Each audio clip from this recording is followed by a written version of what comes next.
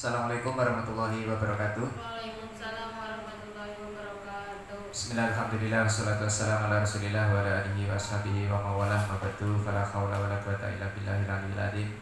Rabbi shrah li sadri wa yassir li amri wahlul 'uqdatam min lisani yafqahu qawli. Ja'alanallahu wa iyyakum minal 'aidina wal faizin. Taqabbalallahu minna wa minkum wa taqabbal ya karim. Selamat Idul Fitri, mohon maaf lahir dan batin. Saya selaku manusia biasa apabila ada salah kata, perkataan yang kurang berkenan, tingkah laku yang kasar, saya sebagai makhluk kasar bukan makhluk halus, mohon maaf yang sebesar-besarnya. Sebelum zaman mohon maaf sudah saya maafkan. Saya melihat fenomena Idul Fitri itu ucapannya macam-macam. Ada yang pewanjang, ja'alanallahu wa iyyakum siyamana wa siyamikum, macam-macam tuh gitu. Itu biasanya orang yang kemampuan agamanya baik begitu. Ada yang standar seperti yang saya ucapkan, nah itu standar itu. Taqabbalallahu minna wa minkum, nah itu standar. Ada juga yang umum tetapi sebenarnya secara bahasa itu kurang tepat.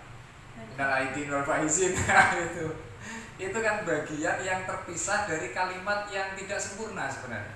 Kalau ja'alanallahu wa iyyakum minal aidin wal faizin itu baru sempurna. Tapi kalau minal aidin wal faizin itu kalimatnya kurang sempurna, tapi itu populer. Lah apakah enggak boleh, Pak? Ya boleh, wong itu bukan hukum fikih. Itu bagian dari budaya kita gitu. Dan itu memang enak karena apa? Karena enak diucapkan karena ini memiliki diksi terakhir yang sama. Minal aidin wal faizin, mohon maaf lahir dan batin. Nah, itu kan enak. Lalu di Jawa itu ada setidaknya ada 4 atau 3 ya istilah di dalam bacaan Idul Fitri itu atau ucapan Idul Fitri. Sayangnya begini, sayangnya dulu itu saya tidak ngeh tentang riset. Ada di desa saya itu orang yang sepuh, sudah almarhum. Itu kalau salaman itu sangat lama. Sing tuwa akeh lupute, sing enom akeh sepurane. No itu panjang itu kalimatnya. Kalau sekarang masih ada mungkin saya rekam itu biar saya tahu kalimatnya itu. Karena jarang orang yang bisa. Dan sekarang sudah tidak ada lagi orang yang seperti itu. Itu tetangga saya, mungkin jarak 5 rumah ya. Itu kalau satu orang salamannya 1 menit kali orang 1 masjid itu ya bisa lama itu di 1 rumah ya. Karena kalimatnya sangat panjang. Tapi saya pernah lihat kok di medsos masih ada yang kalimat Jawa yang panjang ketika Idul Fitri. Nah kemudian kalau yang standar itu begini, ngaturaken sedaya kalepatan kula. Ngaturaken sedaya kalepatan kula itu yang standar ya. Ngaturaken cek. Halo, cek. Oke. Yang standar itu ngaturaken sedaya kalepatan kula, itu standar. Ada yang sangat singkat. Yang sangat singkat itu dan dimaklumi juga. Ketemu koncone ya toh, siji numpak motor ngetan, siji numpak motor kulon, ketemu sret, podo-podo banter. Woi lahir batin. Maksudnya itu ya mohon maaf lahir dan batin itu disingkat aja ya karena kondisinya darurat. Atau hanya satu kata, lupute atau luputku, artinya apa? Mengharapkan ampunan dari kesalahan-kesalahan. Nah begitu, itu adalah khazanah Jawa yang cukup mewarnai dalam ucapan Idul Fitri. Nah bagi orang yang gemarnya sepak bola, Idul Fitri itu kosong-kosong. Jadi tergantung style keilmuannya, kecenderungannya, bacaannya, macam-macam. Jadi begitu. Baik, hari ini tema kita adalah kisah Nabi Yusuf. Nah, sama nanti kalau mengharapkan jodoh ya semoga seperti Nabi Yusuf. Amin. Didelok saka opo oleh gitu. Gantenge oleh, sugiye ya oleh, jabatane ya oleh, sapa sing gak pengen kan gitu. Bahkan sampai ada gini. Saya tidak tahu asalnya dari mana ya. Kalau sedang hamil begitu ya. Kalau mengharapkan anaknya itu ganteng, bacakan surah Yusuf. Kalau ada orang hamil ya, kalau ada orang hamil pengen anaknya ganteng itu dibacakan surah Yusuf. Kalau pengen cantik itu dibacakan surah Maryam. Itu tidak tahu saya asal usulnya dari mana. Tapi yang jelas itu sudah beredar di masyarakat kita. Gitu. Nah, kisah Yusuf ini tentu tidak akan selesai dalam satu malam karena ayatnya 111.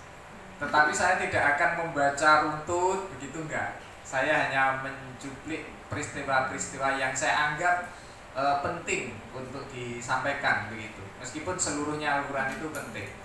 Begitu. Nah, kisah Yusuf atau surah Yusuf ini tergolong Makiyah atau surah yang turun di Mekah. Begitu. Jumlah ayatnya 111 dan ada 4 ayat yang turun di Madinah, yaitu ayat nomor 1, ayat nomor 2, ayat nomor 3, dan ayat ke-7. Jadi 1, 2, 3, 7 itu turunnya di Madinah. Tapi secara umum turunnya di Mekah, begitu. Jadi meskipun statusnya Madaniyah, ada ayat yang turun di Mekah. Lah ngono-ngono ki sing ngerti sing ahli. Lek sampean ngaji iki yo iki Makiyah lagi dianggap Makiyah kabeh. Pengecualian itu tidak tahu. Gitu. Nah, ceritanya begini ceritanya. Ceritanya istri Nabi itu barusan meninggal. Siapa namanya? Khadijah. Nah, Khadijah itu barusan meninggal. Tidak berselang lama pamannya meninggal juga, yaitu Abu Thalib. Dua sosok ini, Abu Thalib dan Khadijah ini, adalah orang yang membuat dakwah Nabi itu lancar dan aman. Mengapa? Yang mengamankan Nabi dari serangan Quraisy itu pamannya, Abu Thalib. Yang mengamankan Nabi dari segi biaya, dari segi ragat ya, macam-macam itu adalah istrinya, Khadijah. Nah, dua sosok ini, satu mengamankan ekonomi, kebutuhan dakwah, yang satunya mengamankan dari ancaman Quraisy. Dua-duanya meninggal. Kira-kira sedih tidak? Sedih. Dua penopang, satu penopang ekonomi, satu penopang keselamatan. Dua-duanya meninggal. Nah, karena sedih itu kebetulan ada momentum yang tepat untuk menurunkan surah Yusuf. Nah, saat itu ada orang Yahudi bertanya kepada Nabi, "Wahai Muhammad, apa sebabnya Nabi Yakub pindah dari Sam ke Mesir?" Jadi pertanyaannya itu cerdas. Orang kok ngomong ceritakan aku tentang kisah Yusuf, enggak, itu terlalu mudah. Tapi pertanyaannya begini, apa sebabnya keluarga Yakub pindah dari Sam ke Mesir? Nah, lalu turun bleng surah Yusuf. Jadi surah Yusuf 111 itu yang punya asbabun nuzul hanya satu, ayat pertama saja. Jadi tidak semua ayat Al-Quran itu punya asbabun nuzul, enggak, gitu. Hanya ayat-ayat tertentu yang punya asbabun nuzul, gitu. Termasuk Fatihah. Fatihah itu tidak ada asbabun nuzulnya. Boleh sampai bolak-balik ayat 1 sampai ayat 10 yang enggak akan ketemu ayatnya grup itu. Fatihah gitu. Itu asbabun nuzul dan juga statusnya surah Yusuf begitu. Yang menarik begini teman-teman, surah Yusuf itu punya gelar Ahsanal Qasosi. Siapa yang tahu artinya? Cerita terbaik atau kisah terbaik begitu. Jadi Ahsanal Qasosi itu adalah kisah terbaik. Satu-satunya kisah terbaik surah Yusuf ini. Nah, makanya antusiasmenya harus tinggi surah Yusuf itu. Bahkan editor saya ketika saya selesai menulis surah Yusuf itu request begini, "Pak, kalau bisa kisah Yusuf itu jenengan tulis sendiri dalam satu buku, jangan hanya ditafsir." Begitu. Jadi requestnya adalah ditulis di dalam satu buku. Ya insya Allah besok lah kalau tafsirnya sudah terbit akan saya tulis atau saya sendirikan menjadi sebuah buku. Nah, yang pertama begini, kenapa surah Yusuf itu disebut kisah terbaik? Jawabannya satu. Surah Yusuf itu satu-satunya kisah di dalam Al-Quran yang runtut. Mulai A sampai Z itu satu surah runtut. Lek sampean moco kisah ini, kisah Musa misalnya, itu morat marit Mbak. Ada di Al-Baqarah, ada di Ali Imran, ada di surat Toha. Surat Toha itu artinya, Toha itu salah satu nama dari Nabi Muhammad. Tapi 70% isi dari surat Toha itu kisah Musa. Gitu, Quran itu rumit ya. Namanya surat Toha, nama dari Nabi Muhammad, tapi isinya kisah Musa. Itu kan rumit, untuk kayak sangat salah perspektif gitu atau persepsi gitu. Yang pertama utuh dan runtut, itu kenapa disebut kisah terbaik. Yang kedua, kisah Yusuf itu menceritakan perjalanan hidup dari minus ke sukses, bukan dari nol ya. Kalau dari nol itu kan punya bekal ya, punya bekalnya nggak ada gitu. Tapi kalau Yusuf itu dari minus, karena apa? Dicemplung di sumur. Nah itu kan nggak punya apa-apa dan bahaya posisinya, kan begitu. Cemplung di sumur, justru disitulah setat kisahnya menjadi menarik. Jadi bukan hanya dari nol menuju sukses, tapi dari minus menuju sukses. Terus kenapa disebut Ahsanul Qasas atau cerita terbaik? Karena begini, nanti ujian yang dialami oleh Yusuf itu jauh lebih berat dibandingkan ujian yang ditimpakan kepada manusia pada umumnya. Kok meleset sedikit saja itu selesai kisah Yusuf, gak jadi apa-apa. Satu kali meleset selesai, gak akan jadi nabi, gak akan jadi menteri, karena puncaknya nanti menjadi menteri gitu. Dan yang terakhir, kenapa disebut Ahsanul Qasas, itu adalah kesabaran tingkat tinggi. Nanti ada banyak pelajaran yang kita ambil kalau kisah ini sudah selesai. Bismillahirrahmanirrahim. Saya langsung ke ayat 4. Karena kenapa saya langsung ke ayat 4? 1, 2, 3 itu Madaniyah. Tadi saya buka kan? Nah 1, 2, 3 itu Madaniyah. Makanya langsung saya ambil di ayat yang keempat.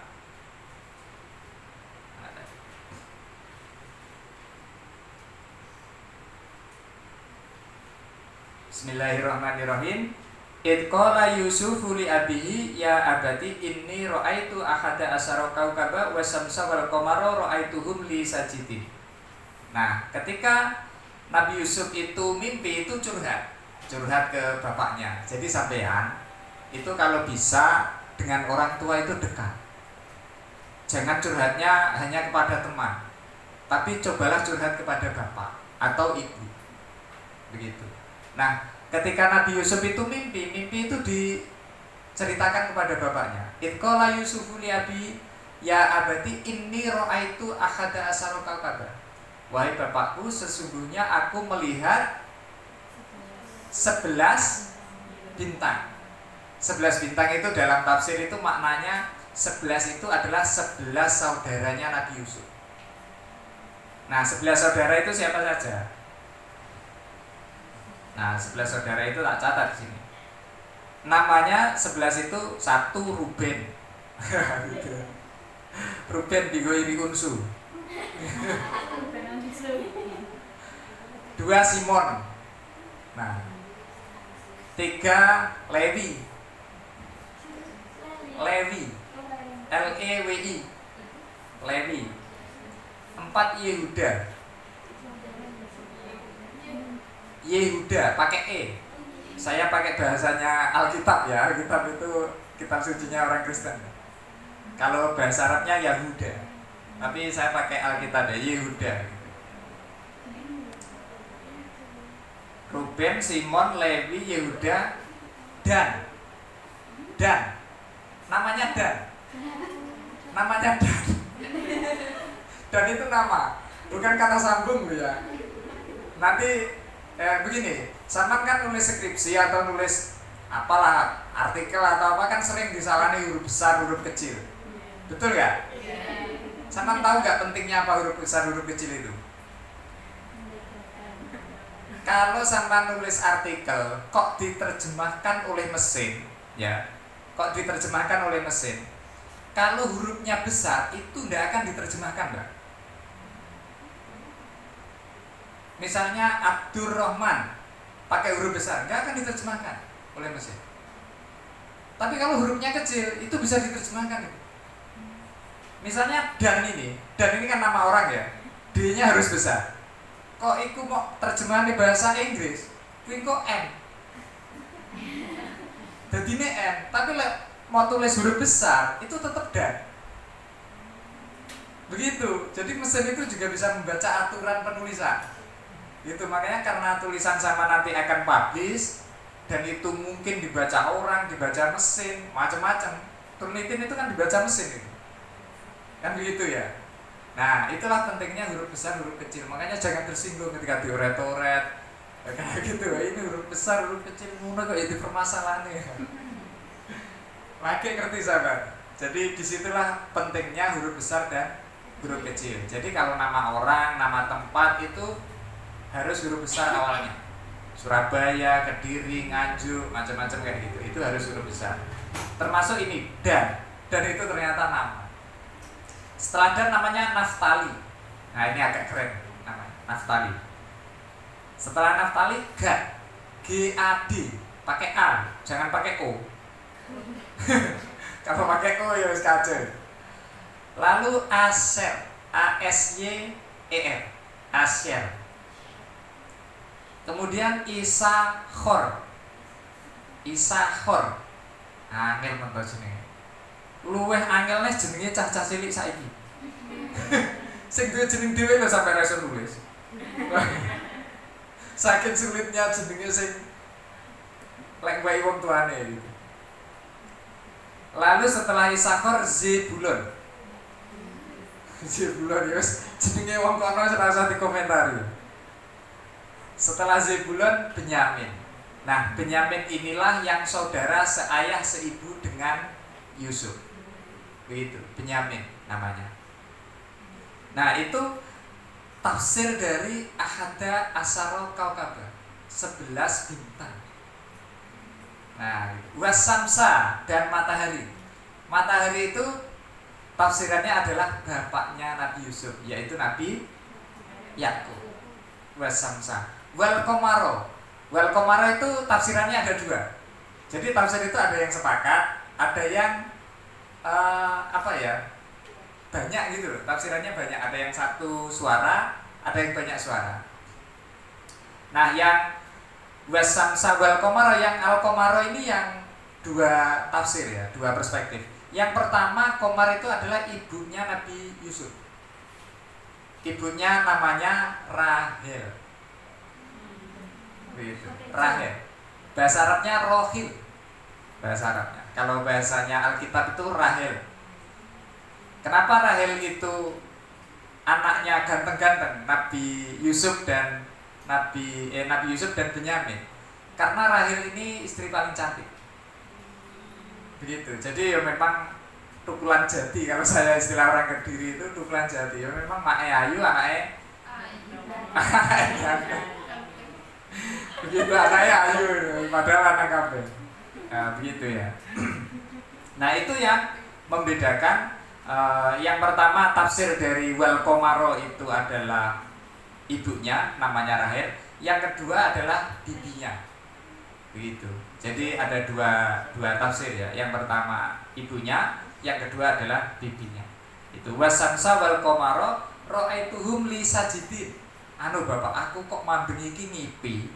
Aku delok utawa nyawang utawa eruh 11 bintang, bulan dan matahari bersujud kepadaku. Ini sebuah warning ya. Kalau sampan kok mimpi ngelihat bulan atau melihat matahari, itu pertanda sampan akan sukses. Gitu. Karena itu berita besar dari Tuhan. Dan itu beritanya dari Quran. Gitu. Ditunggu aja. Ya, semoga dapat mimpi seperti hanya mimpinya Nabi Yusuf ini. Nah, ceritanya begini. Ceritanya seluruh saudaranya itu nantinya tunduk pada Yusuf, berikut bapaknya dan ibunya. Anda tahu responnya bapaknya seperti apa setelah Nabi Yusuf curhat seperti itu? Nah, responnya kayak gini. Responnya adalah sebentar. Qala ya bunayya la taksus ru'yaka ala ikhwatika fayakidu laka kaida.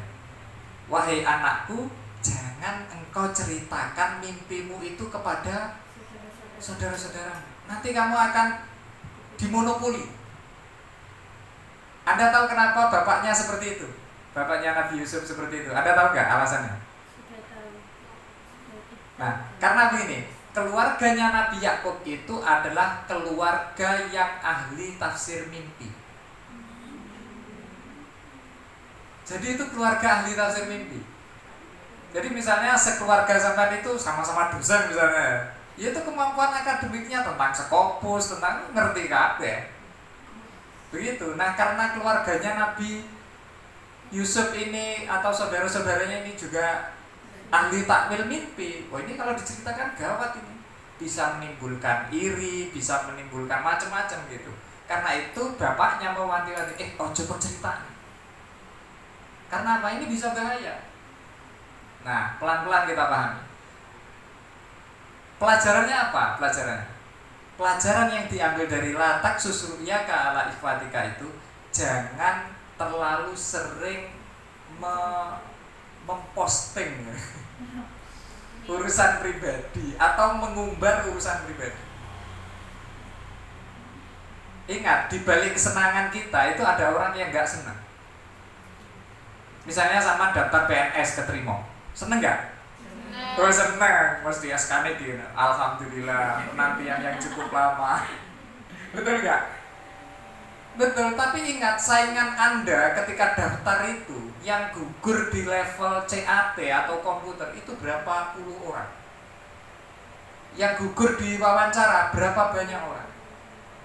Dan itu semua melihat postinganmu itu, sakitnya tuh di sini. Ingat, di balik kesenangan kita ada orang yang gak senang. Di dalam tasawuf itu, bukankah membuat orang benci atau membuat orang tidak suka itu adalah dosa?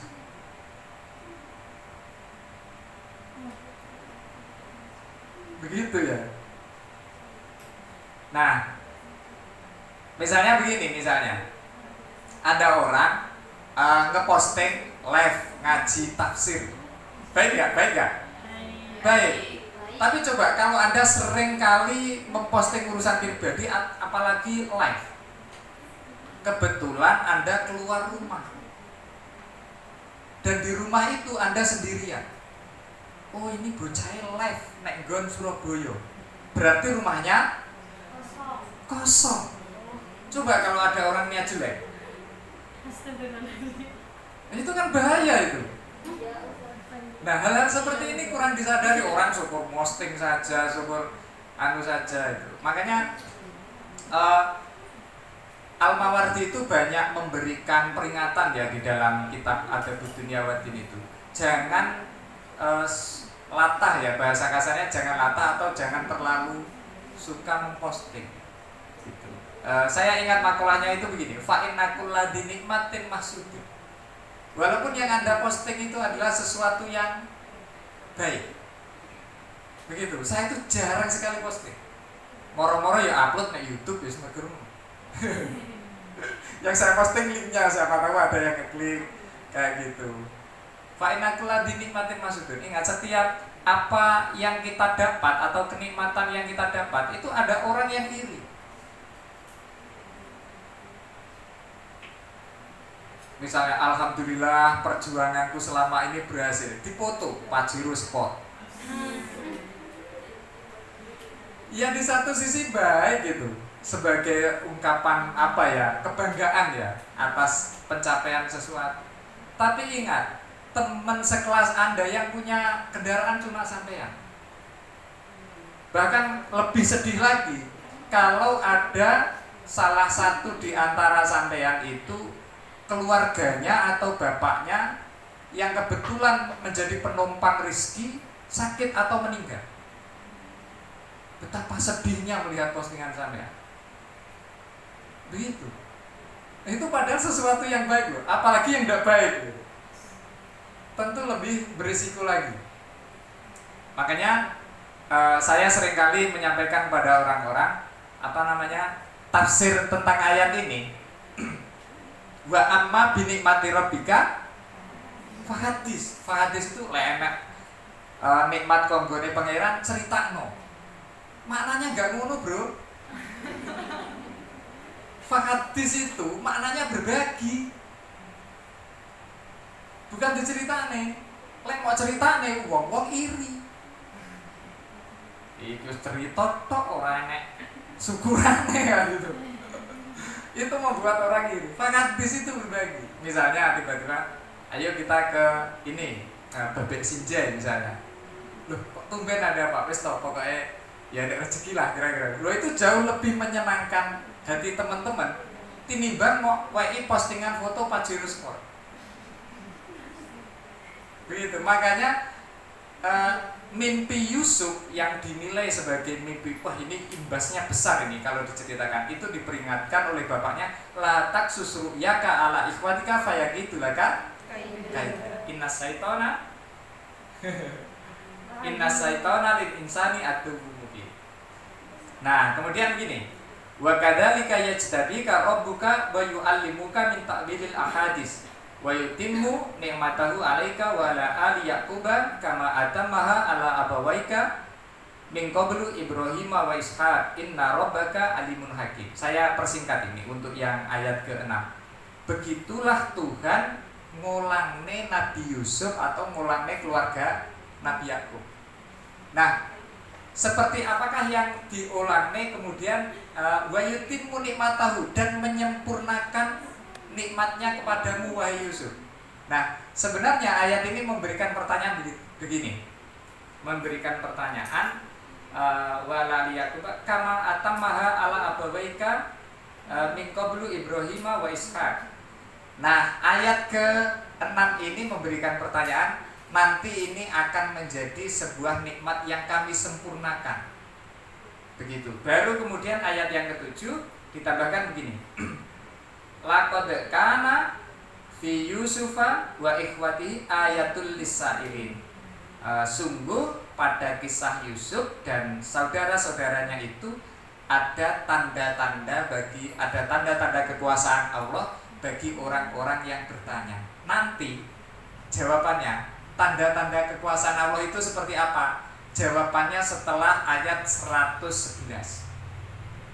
Begitu loh Quran itu, memberikan rasa penasaran kepada audien, jawabannya nanti setelah selesai. Lu bayangkan, itu sudah dibocorkan di pertanyaannya di ayat ke-7 yang turunnya di Madinah. Tadi saya sampaikan ya. Jadi ayat ke-7 itu agak beda karena memang turunnya di Madinah, bukan di Mekah. Baik, saya lanjutkan. Idh qalu la Yusufu wa akhuhu ahabbu ila abina minna wa nahnu usbah inna abana lafi dhalalim mubin. Nah, ini ada saudara-saudara Yusuf itu yang iri. Ternyata begini, teman-teman. Ternyata begini. Apa mati? Penuh, Ustaz. Atau peringatan baterai? Sudah ya? Oke, baik. Saya lanjutkan.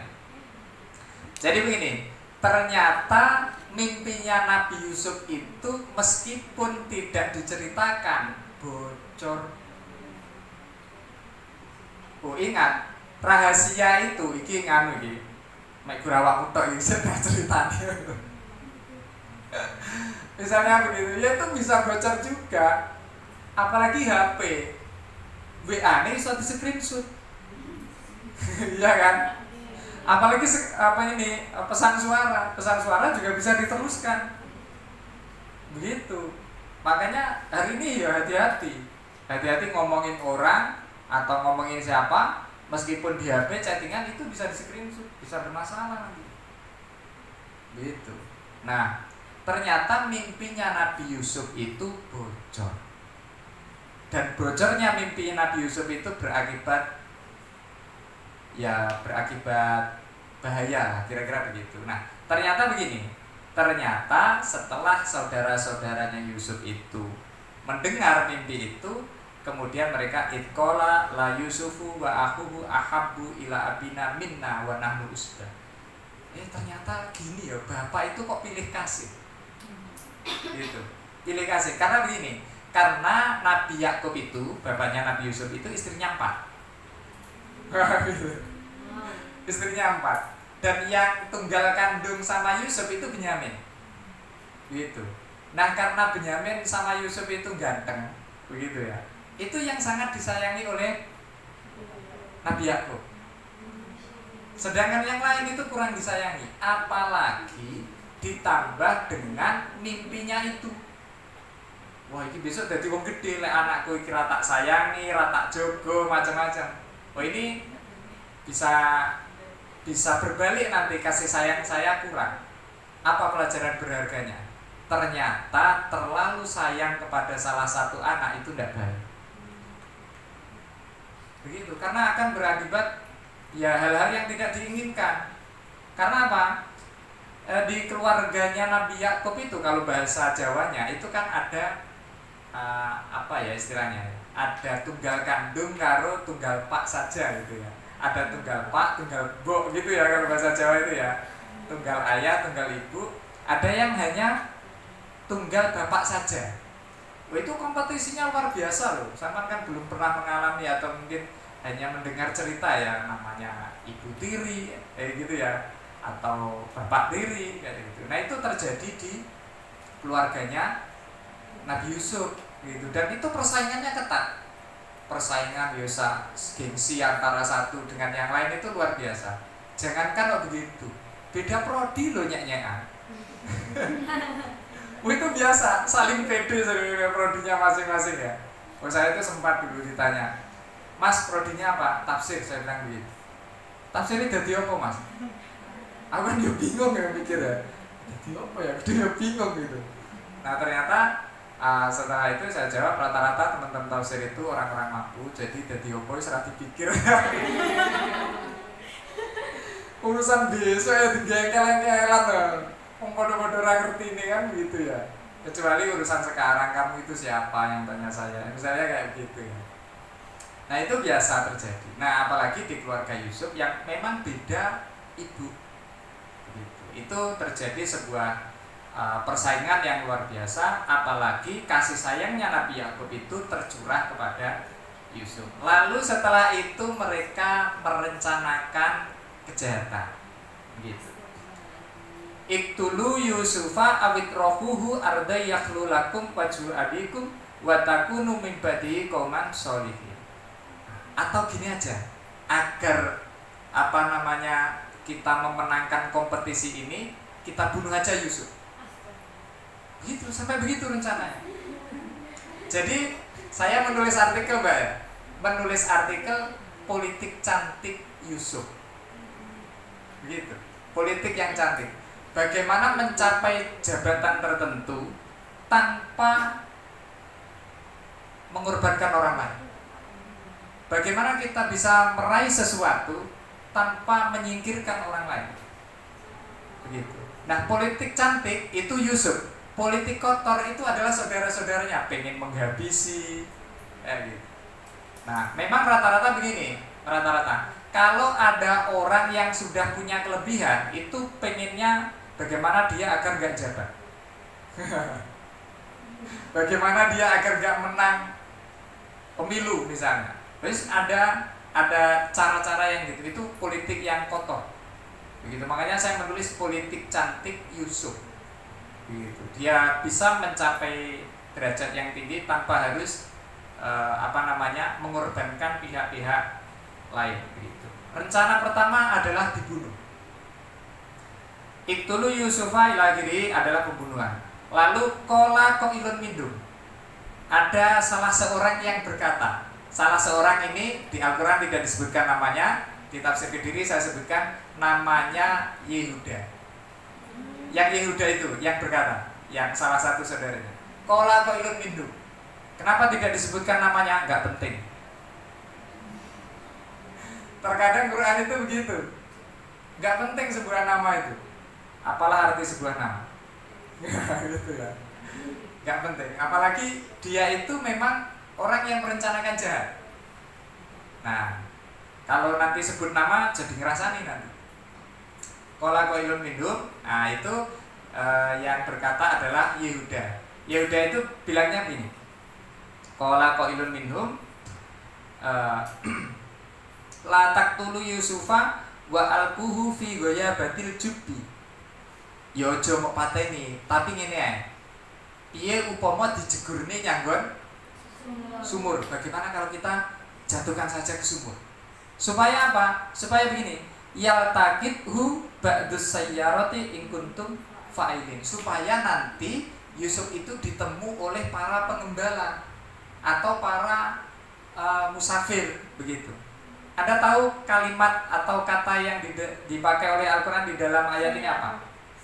Sayyarah artinya apa? Mobil itu. Sayyarah itu al-ir. Artinya al-ir. Al-ir itu kafilah dagang atau semacam ini ya, musafir ya, semacam musafir yang melakukan perjalanan. Begitu. Ini rintangan pertamanya Nabi Yusuf. Dan ternyata betul mereka akhirnya membawa Nabi Yusuf untuk dibawa ke padang pasir lalu dijatuhkan ke dalam sumur. Nah, itulah rintangan pertamanya Nabi Yusuf yang akan kita bahas selengkapnya pada pertemuan yang akan datang.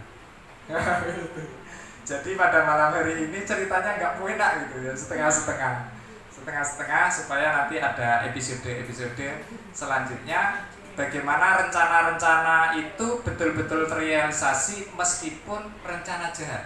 Jadi ngapunten, orang baik yang tidak direncanakan dengan baik kalah dengan orang jahat yang terencana dengan baik. Begitu. Jadi sampai kebaikan harus ada strateginya juga. Orang jahat itu loh punya strategi untuk merealisasikan kejahatannya. Begitu. Nah, bagaimana kisah selanjutnya? Insya Allah akan kita bahas pada pertemuan yang akan datang. Mungkin kita pada malam hari ini bersambung. Kurang lebihnya minta maaf. Assalamualaikum warahmatullahi wabarakatuh.